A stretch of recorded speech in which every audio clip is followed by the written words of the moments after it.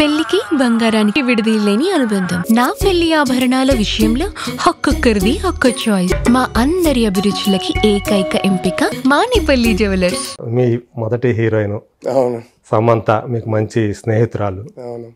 So అట్లాగే ఆమె కూడా నాకు తెలిసి మీరే అనుకుంటా. ఇది ఆమెకి ఫస్ట్ హీరో అంటే సైన్ చేసింది ఫస్ట్ మూవీ. తర్వాత తనకి ఫస్ట్ బయటికి వచ్చింది ఎటో వెళ్ళిపోయిన మనసు ఉంటాయి. ఏమై చేసావి సో ఏమై చేసావే కదా. అవునవును. సో ఫస్ట్ సైన్ చేసింది ఇది. But luckily for her release అయింది ఫస్ట్ ఏమై చేసావు. ఎందుకంటే మా డెబ్యూ సినిమా మాస్కో కాబట్టి అసలు ఆడట్లేదు సినిమా. సో అది ఎక్కడో అంటే తన కెరియర్ తన టాలెంట్ వాడుకోవడానికి మంచి అవకాశం దొరికింది ఫస్ట్ సినిమాతోనే, ఫస్ట్ రిలీజ్తోనే. And she got a lot of acclaim with that first film. So luckily తను అదేంటో తెలియదు సార్, ఆ సినిమాతో ముగ్గురు పరిచయం అయ్యాం సార్. మాస్కో అండ్ కావేరి అనే సినిమాతో. నేను, సమంత, మ్యూజిక్ డైరెక్టర్ గా తమన్. తమన్ కూడా ఫస్ట్ ఫిల్మ్. తమన్ కూడా ఫస్ట్ సైన్ చేసి ఈవెన్ రవివర్మన్ కూడా డైరెక్టర్ గా ఫస్ట్ ఫిల్మ్. సినిమాటోగ్రాఫర్ నుంచి తను ఆ సినిమాతో డైరెక్టర్ గా మారాడు. ఐ థింక్ అప్పట్లో దశావతారం సినిమాటోగ్రాఫర్ గా ఫినిష్ చేసి ఈ సినిమా స్టార్ట్ చేశాను అనుకుంటా. అవును, ఆ టైం. బట్ మెయిన్ ఆ సినిమాలో ముగ్గురు ఇంట్రడ్యూస్ అయ్యాము. ముగ్గురు వాళ్ళిద్దరికైతే ఆ సినిమా రిలీజ్ ముందే తెలుగులో ఫస్ట్ డెబ్యూ సినిమా వచ్చేసింది. ఎందుకంటే ఆ సినిమా ఆల్మోస్ట్ మేము సైన్ చేసి సినిమా స్టార్ట్ చేసిన టైం నుంచి 3 years పట్టింది సార్. 3 years పట్టింది రిలీజ్కి. 2000 నేనైతే 2007 ఎండ్లో సైన్ చేశా. శామ్ ఏమో ప్రాజెక్ట్ లో 2008 బిగినింగ్ లో వచ్చింది. Thaman was also there from the beginning.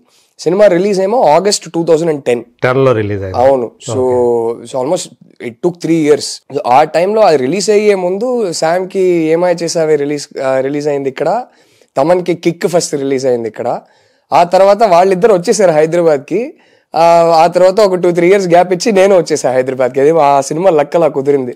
Introduce అయిన అందరూ తెలుగుకి వచ్చేసారు. సో అది మీ మధ్య ఆ ఫ్రెండ్షిప్ అనేది అలాగా అప్పటి నుంచే ఏర్పడింది అనుకుంటా కదా. ఈవెన్ తమన్తో కానివ్వండి, Shyam.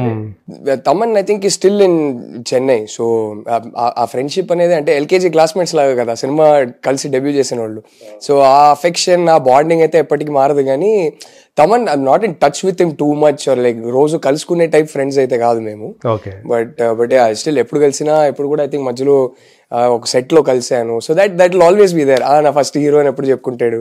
So that will be there. But we not friends అని కాదు. ఈ మధ్య కూడా ఒకసారి క్రికెట్ ఆడాము. సో అలా. But Sam from that time friends. అంటే అక్కడ మీ ఫస్ట్ ఫిలిం తోటి ఆమె మంచి ఒక ఫ్రెండ్ దొరికింది. ఇక్కడ ఫస్ట్ ఫిలిం అందాల రాక్షస్తో మీ లైఫ్ పార్ట్నర్ దొరికింది. లైఫ్ పార్ట్నర్ ప్లస్ ముగ్గురు ఫ్రెండ్స్ దొరికారు. అవును, దట్స్ ట్రూ.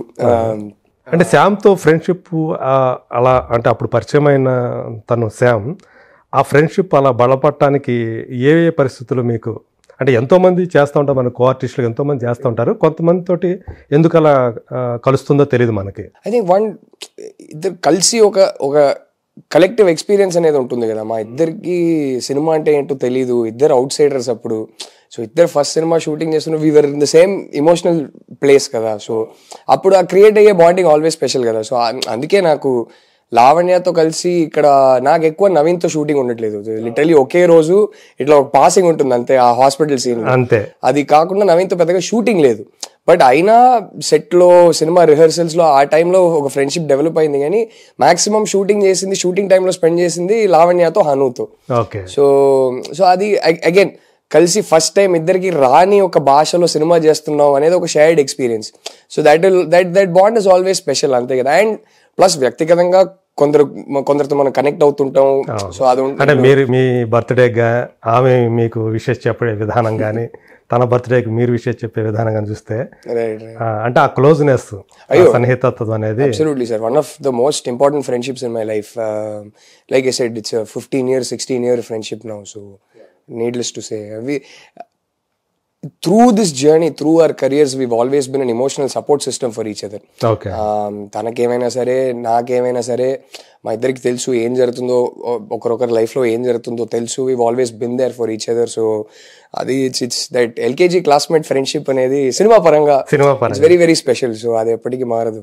అదే అంటే తను సమంతకు సంబంధించి ఒక సర్కిల్ ఉంది ఒకటి. తను ఏదైతే రియల్ లైఫ్లో ఫేస్ చేసిందో ప్రాబ్లమ్స్, దానికి తోడు ఇదేదైతే ఈ మెడికల్ ఇష్యూ తనకి ఏదైతే ఉందో ఆటో ఇమ్యూన్ సిండ్రోమ్, సో ఆ టైంలో ఆమెకి బాగా మోరల్ సపోర్ట్ ఇచ్చిన వ్యక్తుల్లో రాహుల్ రవీంద్రన్, చిన్మయి కూడా ఉన్నారు అని నేను వింటూ ఉంటాను. Okay, right right right. So ఆమె దాని నుంచి బయటపడటానికి, ఆమె దాన్ని ఎదుర్కోవడానికి సో మీరు ఎంత అంటే మీ సపోర్ట్ కానీ తను పూర్తిగా ఇప్పుడు బయటపడిందని అనుకోవచ్చు? తను there are good days and there are bad days sir. పూర్తిగా అనేది అంటే ఆటో ఇమ్యూన్ ఒక్కసారి వచ్చిందంటే దానికి క్యూర్ అయితే లేదు, కానీ ఫస్ట్ కంట్రోల్లోకి తీసుకురావడం, ఆ తర్వాత కంట్రోల్లో ఉంచడం అనేది ఉంటుంది. అంటే యాక్చువల్గా అది ఎందుకు వస్తుంది అనేది కూడా మనకి కరెక్ట్ రీజన్ ఉండదు. రకరకాల ట్రిగర్స్ ఉంటాయి సార్. బట్ కోవిడ్ తర్వాత చాలా మందికి అది ఒక కోవిడ్ సైడ్ ఎఫెక్ట్ అన్నట్టు చెప్తున్నారు. అంటే కోవిడ్ ఒక పాండమిక్ అంటే కోవిడ్ తర్వాత వచ్చిన ఒక silent pandemic auto immune pandemic. నా ఫ్రెండ్ సర్కిల్లోనే శామే కాదు, 2-3 ఉన్నారు. అందరికీ వేరే వేరే టైప్ ఆటో ఇమ్యూన్, కొందరికి చాలా సీరియస్ ఆటో ఇమ్యూన్ కండిషన్స్, కొందరికి అంటే ఇంకో ఫ్రెండ్ ఉన్నాడు వాడికి సడన్గా జస్ట్ ఒక్క స్పాట్లో జుట్టు మొత్తం పోయింది, జస్ట్ ఒక్క స్పాట్ లో. సో రకరకాల auto immune conditions flare up అవుతున్నాయి కోవిడ్ తర్వాత. అది వచ్చేస్తుందా జస్ట్ ఒక్క పర్టికులర్ స్పాట్ లో. అదర్ ఫ్రెండ్ ఆఫ్ మైన్ రాలిపోతుంది అనమాట. అవును అవును. అంటే బేసిక్లీ కోవిడ్ వల్ల అది జరగలేదు, కానీ కోవిడ్ వల్ల ఆటో ఇమ్యూన్ ట్రిగర్ అయింది. ఆటో ఇమ్యూన్ ట్రిగర్ అవ్వడం వల్ల అది జరిగింది. సో రకరకాల ఆటో ఇమ్యూన్ అంటే auto immune is no silent pandemic sir. అది దట్స్ ద ప్రాబ్లమ్. శామ్ది ఒక రకమైన చాలా కాంప్లికేటెడ్, నా ఇంకో ఫ్రెండ్ ఉన్నాడు వాడికి కూడా చాలా complicated. So she is much better now, she is healthy now, and she is such a strong girl sir. అంటే ఎంత మానసికంగా ఎంత వీక్ కనిపించినా సరే, ఏదైనా సరే షీ విల్ ఆల్వేస్ డూ, చేయాల్సింది ఎప్పుడు చేసేస్తుంది. ట్రీట్మెంట్ తీసుకోవాలంటే రెగ్యులర్గా డిసిప్లిన్డ్గా ట్రీట్మెంట్ తీసుకోవడం, కానీ ఆ ట్రీట్మెంట్ తీసుకుంటూ అది బెటర్ అవుతున్న ప్రాసెస్లో ఎక్కడ తన వర్కౌట్స్ వదలకుండా ఎంతవరకు కుదురుతుందో అంతవరకు చేసింది. సో షీజ్ అంటే నాకు చిన్నప్పటి నుంచి అంటే we were kids when we met and became friends, and we've sort of gone through adulthood together. And I think the one thing that has not changed in her life is her sense of discipline. అది నాకు కూడా కొంచెం ఉంటే బాగుండేది, కానీ in years ఫ్రెండ్షిప్లో అది మాత్రం నేను నేర్చుకోలేకపోయి. అంటే నాకు నచ్చిన కొన్ని విషయాల్లో నాకు డిసిప్లిన్ ఉంటుంది, బట్ ఆ సెల్ఫ్ కేర్ అనేది ఉంది కదా, ఆ సెల్ఫ్ కేర్ విషయంలో నాకు పెద్ద డిసిప్లిన్ ఉండదు. ఇప్పుడు ఫర్ ఎగ్జాంపుల్ నేను ఒక స్క్రిప్ట్ రాస్తున్నానంటే చాలా డిసిప్లిన్డ్గా రాస్తా, ఇంకే డిస్ట్రాక్షన్స్ లేకుండా. ఒక్కసారి కూర్చున్నానంటే అది ఫినిష్ అయ్యేదాకా అసలు అటు ఇటు కదలను. అలాంటి విషయాల్లో నాకు నచ్చిన విషయాల్లో నాకు డిసిప్లిన్ ఉంటుంది. బట్ ఈ వర్కౌట్ అనేది అంటే కొందరు నచ్చి చేస్తారు, కానీ నాకు అలాంటి విషయాల్లో అబ్బా ఆ అమ్మాయికి ఉన్న డిసిప్లిన్ అసలు వేరే లెవెల్ అది. అయ్యో. సో అయ్యా luckily she is a fighter. ఏది ఉన్నా ఎట్లా ఉన్నా కానీ ఆ మెడికల్ ఇష్యూ ఉన్నప్పుడు కూడా తను చేస్తూ వచ్చేదే వర్కౌట్స్ సార్. అస్సలు వర్కౌట్ కానీ అంటే ఎవరు ఏం చెప్పినా she is trying alternate therapies and treatments and things like that. So ఎవరు ఏం చెప్పినా సిన్సియర్గా కరెక్ట్ టైంకి ఏది తీసుకోవాలో, ఏం ఎక్సర్సైజెస్ చేయాలో, ఏం చేయాలో అంతా చేస్తుంది. So I think one thing all of us friends we always knew was that she will somehow get over it, she will somehow beat it అనేది ఒకటి ఉండింది. అది ఎంత వీక్ ఫీల్ అయినా, ఎప్పుడైనా మరీ వీక్ ఫీల్ అయిందంటే మేమందరం ఉన్నాంగా. సో బ్యాడ్ థింగ్ ఏంటంటే తను అలా సఫర్ అవుతున్నప్పుడు దాంతో ఒక పక్క పర్సనల్ లైఫ్లో ప్రాబ్లమ్స్, ఇంకో పక్క ఈ మెడికల్, ఇది ఎప్పుడైతే తను ఈ సమస్యతోటి తను బాధపడుతున్నానని చెప్పిందో నిజానికి ఆమె మీద ఒక రకమైన సింపతి కలగాలి. యాక్చువల్గా అందరూ సపోర్ట్ చేయాలి, మోరల్గా సపోర్ట్ చేయాలి. కానీ సోషల్ మీడియాలో పని కట్టుకొని కొంతమంది ఆమె మీద అంతా ఇంకా కొంగదీసేటట్టు, ఆమెను ఇంకా చేయాలి, బాధ పెట్టాలన్నట్టుగా ఆ ట్రోల్స్ అనేవి రావటం, దాన్ని ఆమె ఎలా తట్టుకుంది నాకు అర్థం కాదు సార్. అది అంటే కైండ్నెస్ అనేది ఇట్స్ అ బేసిక్. మనం కైండ్గా లేకపోయినా పర్లేదు, అన్కైండ్గా ఉంటే చాలు కదా. అదే అంటే అది అంతే. కొందరు సోషల్ మీడియాలో ఓకే యాక్సెస్ ఉంది కదా, ఎవరినైనా ట్యాగ్ చేసి ఏదైనా చెప్పొచ్చు కదా అని చెప్పేస్తారు. అది మరి అదేదో సింపతి పొందడం కోసమే ఇది అన్ని పెడుతుంది, ఇవన్నీ చెప్తుంది అని చెప్పేసి ట్రోల్ చేయటం. 7, 8, 9 monthsకి అసలు ఏది పోస్ట్ చేయలేదు, అసలు బయటికి రావట్లేదు తను. అవును, తను ఏం డీల్ చేయాలో తన పాప ఒంటరిగా తనే డీల్ చేసింది. కానీ ఫైనలీ ఒక శాకుంతలం రిలీజ్కి వచ్చినప్పుడు, లేకపోతే యశోద రిలీజ్కి వచ్చినప్పుడు అప్పుడు బయటికి రావాల్సిందే, తప్పదు. అండ్ ఎక్కడో తనని నమ్మి ప్రొడ్యూసర్స్ డబ్బులు పెట్టారు, దీన్ని నేను ప్రమోట్ చేయాలి అని చెప్పి బయటికి వచ్చింది. బయటికి వచ్చి ఫైనలీ ఇప్పుడు ఒకరి ఇంటర్వ్యూలో ఏదైనా ఒకటి అడిగితే అది మరి ఇంకేం జవాబు ఇవ్వాలి? అవును, ఉన్నది ఉన్నట్టే కదా చెప్పాలి. సో అది ఏమో దాన్ని మళ్ళీ ట్రోల్ చేయడం అది నాకు అర్థం కాదు. And it's something very sad. It's obviously she is one of the biggest heroines and she is one of our biggest stars కాబట్టి ఎక్కువ ట్రోలింగ్ చేస్తారు. బట్ అది ఐ థింక్ ఎవ్రీబడి వాళ్ళ లెవెల్లో అందరికీ trolling is okay sir. Like sometimes when I get trolled I have fun. I mean it's you laugh at it. But ఒక line దాటితే అది ట్రోలింగ్ అని కూడా కాదు. అది just becomes personal attacks after point, it becomes character assassination after point. And that is sad. I don't know what to say. It is difficult for anybody. It is very very difficult for anybody. అంటే ఆ psychology వాళ్ళు చెప్పే ఆ మాట కన్నా I think what hurts the most is మీరెవరో నాకు తెలీదు, నేను మిమ్మల్ని పర్సనల్గా మీకు ఏ మోసం చేయలేదు, మిమ్మల్ని ఏ విధంగా నేను అఫెక్ట్ చేయలేదు, నా మీద మీకు ఇంత హేట్ ఎందుకు అనేది దాన్ని ప్రాసెస్ చేయడం అనేది ఈజీ కాదు sir. What did I do to you, why are you being so cruel అనేది I think that is the most difficult thing for people to get over. But it's okay. I mean it's part and parcel of the job I guess. అది ఇప్పుడు end of the day all of us artists, writers, directors, all of us end of the day ఇదంతా పక్కన పెడితే we are very blessed that we're in a profession we love. We're very blessed that మా life long మేము చేసుకునే పని మాకు నచ్చిన పని, అది ప్రేమతో చేస్తున్నాం. సో అది చూసుకుంటే ఇదంతా ఓకేలే చూసుకుందాం అనిపిస్తుంది. So these are side effects of the job. But we're blessed end of the day. So వాళ్ళ లెవెల్లో everybody is blessed. Success, failure ఇదంతా పక్కన పెడితే I think the biggest success is that నచ్చిన పని చేస్తున్నాం. అవును. సో అది అప్పుడప్పుడు గుర్తు చేసుకుంటూ ఇదంతా ఇగ్నోర్ చేయడమే. శామ్ తోటి మీరు మీ ఫస్ట్ ఫిల్మ్ తర్వాత మళ్ళీ యూటర్న్ అయినా చేయటం? అవునవును, చాలా మళ్ళీ ఆల్మోస్ట్ 10 years తర్వాత మళ్ళీ చేసాం. గుర్తు చేసుకున్నారా ఆ రోజులు? గుర్తు చేసుకున్నారా చేసేటప్పుడు? అప్పుడు అంటే సెట్స్ మీద ఆల్మోస్ట్ అది దట్ అయితే felt like a full circle. But అంటే 10 years అసలు మాట్లాడుకోలేదు. 10 years తర్వాత కలుస్తున్నామంటే వేరేలా ఉండేది.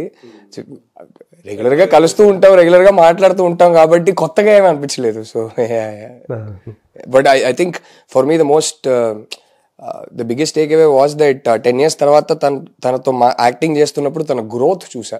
అది చూసి అసలు ఆ శామ్కి అసలు జమీన్ ఆస్మాన్ ఫరక్ ఉందనిపించింది. That I felt very proud that ఆ growth as an actor. I was like wow, ఆ పర్ఫార్మర్కి ఇప్పుడు సంబంధమే లేదు అనిపించింది. So I think that again she works very hard on improving her self all the time. అవును. సో మీకు ఆమె చేసిన వాటిలో, ఆమె వర్క్స్లో మీకు బాగా నచ్చింది ఏదనుకోవచ్చు? I think her best performance definitely is Family Man sir. Family Man చూసి అంటే ఈ లెవెల్కి వెళ్ళగలుగుతుంది పర్ఫార్మర్గా, ఇలాంటి ఒక పర్ఫార్మెన్స్ ఇవ్వగలుగుతుంది నాకు కూడా తెలీదు. ఐ వాజ్ లైక్ వావ్, ఆ క్యారెక్టర్ కూడా అలాంటి క్యారెక్టర్ చేస్తారు కూడా ఎవరు అనుకోవాలి. అయ్యో అస్సలు రాజీ అయ్యో ఐ థింక్ ఫస్ట్ బస్సులో ఒక మనిషి మిస్బిహేవ్ చేస్తాడు ఆ రాజీ క్యారెక్టర్తో. సైలెంట్గా దిగి వెళ్ళిపోతుంది. చిన్న చాల్ లోపలికి వెళ్ళాక ఫస్ట్ టైం వాడిని కొట్టేసి లాస్ట్ వాడిని చంపే ముందు ఇట్లా పట్టుకొని ఇట్లా తిప్పుతుంది. ఇదెవర్రా బాబు ఇది. నేను ఐ థింక్ ఆ క్షణంలో సమంత అనేది మర్చిపోయి చూసా. అక్కడ నుంచి ఆ క్యారెక్టర్ నేను అసలు సమంత అనేది మర్చిపోయా. I think that I think was my favourite performance of her. Okay. So మీ లైఫ్లో అమ్మ తర్వాత మిమ్మల్ని అంతగా ప్రభావితం చేసిన లేడీస్ ఎవరైనా ఉన్నారా? నా వైఫ్ సార్. అంతేనా? No doubt about it. అయ్యో నేను ఫ్యాన్ ఫస్ట్, తర్వాత హస్బెండ్. మొదట ఆమెకి అభిమానే? 100% అసలు ఆ వాయిస్కి అయితే ఎప్పటి నుంచో, అంటే కలిసే ముందు నుంచి నేను ఫ్యాను నా వైఫ్కి. అండ్ జెన్యున్గా చెప్పాలంటే క్రియేటివ్ పని చేసుకోవడానికి పక్కన పెడితే I enjoy good music, I enjoy good poetry, I enjoy good cinema, I enjoy a good book. And తను వచ్చిన తర్వాత అసలు చిన్మయి సింగర్గా అయితే అసలు అడగక్కర్లేదు. I mean her mastery over her voice. Music అనేది చాలా arithmetic sir. Music is actually purely calculation based. శృతిలు కానీ ఏ స్కేల్కి వెళ్తున్నారు, ఆ స్కేల్ నుంచి ఎక్కడ మళ్ళీ ఏ సంగతి తీసుకొస్తున్నారు, it's very arithmetic. Her control over her voice is incredible. అంటే మీరు సినిమా సాంగ్స్ అంతా పక్కన పెడితే అప్పుడప్పుడు ఇంట్లో రియాజ్ చేసేటప్పుడు వింటుంటాను కదా, బాబా అసలు it's magic sir. I love music. నేను చాలా కాన్సర్ట్స్కి వెళ్తుంటాను. నేను లైవ్ పర్ఫార్మెన్సెస్ అంటే మ్యూజిక్ తో పాటు దానిలో సాహిత్యాన్ని కూడా బాగా any type of music, Carnatic దగ్గర నుంచి మంచి తీన్మార్ సాంగ్ అన్నా కూడా ఏదైనా బాగా ఎంజాయ్ చేస్తా. సో ఇంట్లోనే తను రియాజ్ చేస్తుంటే అది వినడం అనేది ఇట్స్ అ బ్లెస్సింగ్. అసలు ఇన్క్రెడిబుల్ వాయిస్. I cannot. మీరు సినిమా సాంగ్స్ వినుంటారు కానీ తను గజల్స్ పాడుతుంటే మీరు వినాలి. ఇంట్లో మాక్సిమం తను రియాజ్ చేసేది గజల్స్తోనే రియాజ్ చేస్తుంది. తన ఫేవరెట్ టు సింగ్, తన ఫేవరెట్ జానరా గజల్స్ అనమాట. ఓకే. సో గజల్స్తో ప్రాక్టీస్ చేస్తుంది. బా అసలు నేను వెంటనే వెళ్ళి సైలెంట్గా లైట్లు ఆఫ్ చేసేస్తాను. నేను ఒక డార్క్ మాహోల్లో జస్ట్ ఒక్క ల్యాంప్ ఎక్కడైనా వెలిగించేసి కూర్చొని సైలెంట్గా వింటుంటే ఆ మజా వేరు. అసలు మిమ్మల్ని మీరు మర్చిపోతుంటారు. అసలు అమేజింగ్. మీరు ఈ విషయంలో బ్లెస్డ్ అనుకుంటారా? 100% sir, no doubt about it. I think it is one of my greatest blessings as a lover of music that I married a singer. No doubt about it. Unfortunately ఇంట్లో తనకన్నా ఎక్కువ నేనే పాడుతుంటా. చాలా దరిద్రంగా పాడతాను నేను, బట్ నేనే పాడుతుంటా. బట్ అది పక్కన పెడితే another massive respect I have for her is that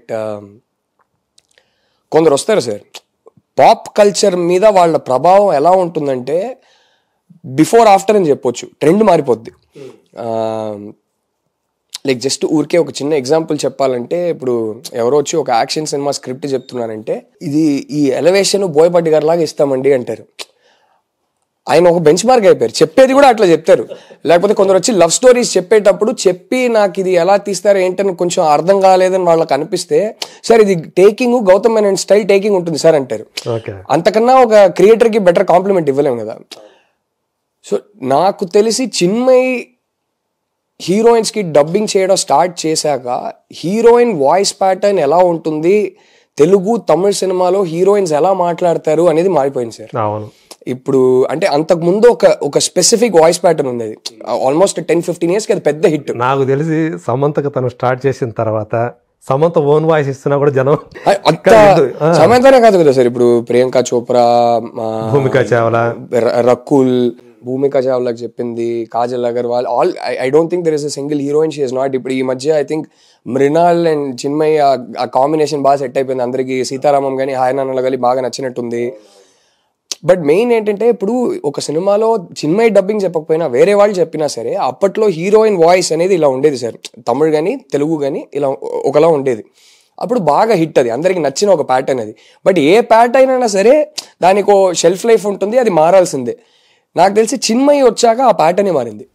ఇప్పుడు చాలా మంది వాయిసెస్ వింటున్నాను, వేరే వేరే వాయిసెస్ కూడా వింటున్నాను. బట్ ఓవరాల్ ఒక హీరోయిన్ వాయిస్ అంటే ఇలా ఉండాలి అనేది అది చిన్మయి వచ్చి డబ్బింగ్ చెప్పడం స్టార్ట్ చేశాక మారిపోయింది. So I think that is the biggest compliment for an artist. So అది ఎంత ఎక్కిందంటే జనాలకి, ఇప్పుడు అన్ని హీరోయిన్స్ కి వాయిసెస్ యూజ్ చేసేది అలాగే యూజ్ చేస్తున్నారు. అది ఒక బెంచ్ మార్క్. అలా లేకపోతే ఎందుకో తేడా కొడుతుంది. సో ఐ థింక్ దట్ అంటే ఈ విషయంలో తను ఏమన్నా ఇలా చెప్పాలి, ఇలా చేస్తే బాగుంటుందని తను ఏమన్నా దానికి సాధన చేసిందా? ఇప్పుడు నా డైరెక్టర్స్ ఎలా అడుగుతారో అలా చెప్పేస్తారు. నాకు అసలు ఏం తెలియదు, నువ్వు ఏదేదో చెప్తున్నావు అంటది. నేను చెప్తే అరే నీకు అర్థం అవుతుందా, నువ్వు వచ్చి డబ్బింగ్ చెప్పడం స్టార్ట్ చేశాక నీ హీరోయిన్ వాయిస్ ప్యాటర్న్ మారిపోయిందంటే ఏమో నాకు అదంతా లేదని చెప్పి వెళ్ళిపోద్ది. తనకి మా ఇద్దరికి ఏంటంటే కొంచెం కాంప్లిమెంట్స్ ఎవరైనా ఇస్తే చాలా అన్కంఫర్టబుల్ అయిపోతాం. తనకు కూడా అంతే, ఏమో నాకు అదంతా తెలియదని చెప్పి వెళ్ళిపోద్ది. So she doesn't know, she's blissfully unaware of the kind of pop culture impact she's had on Tamil and Telugu cinema. Because it is one of the more silent things కదా సార్. అంటే హీరోయిన్ వాయిస్ ప్యాటర్న్ ఎలా ఉంటుంది అనేది టక్కుని అందరు notice చేసే ఒక విషయం కాదు. బట్ మీరు చూసుకుంటే క్లియర్ గా ఒక షిఫ్ట్ వచ్చింది. చిన్మయి డబ్బింగ్ చెప్పడం స్టార్ట్ చేశాక హీరోయిన్ వాయిస్ ఇలా ఉండాలి అనేది ఒక షిఫ్ట్ అయింది. మిగతా వాళ్ళు కూడా దాన్ని ఫాలో అవ్వాల్సిన తప్పని పరిస్థితి వచ్చిందంటారా? తప్పని పరిస్థితి కూడా కాదు, నచ్చి హ్యాపీగా ఫాలో అయ్యారు. అయ్యో ఇలాగే చేయాలని కాదు కానీ ఇది బాగుంది అని ఫాలో అయ్యారు అందరూ. So I think that is her biggest credit. పెళ్లికి బంగారానికి ఎన్నటికీ విడదీయలేని అనుబంధం. పెళ్లి కాదు, మా ఇంట్లో ఏ శుభకార్యమైనా బంగారంతో మొదలవ్వాల్సిందే. అయితే నా పెళ్లి ఆభరణాల విషయంలో ఒక్కొక్కరిది ఒక్కో చాయిస్. నాకు యాంటిక్ జ్యువెలరీ అంటే చాలా ఇష్టం. చెల్లికి డైమండ్ జ్యువెలరీ నచ్చుతుంది. అమ్మ టేస్ట్ పక్కా ట్రెడిషనల్, నాన్నేమో పక్కా commercial. Best price, quality and service కావాలంటాడు. ఇక నానమ్మ అయితే తన పాత బంగారానికి 100% బైబ్యాక్ కావాలంటుంది. అయినా నో టెన్షన్, మా అందరి అభిరుచులకి ఏకైక ఎంపిక మానేపల్లి జ్యువెలర్స్. తరతరాలుగా తరగని స్వర్ణ బంధాలు మన మానేపల్లి జ్యువెలర్స్.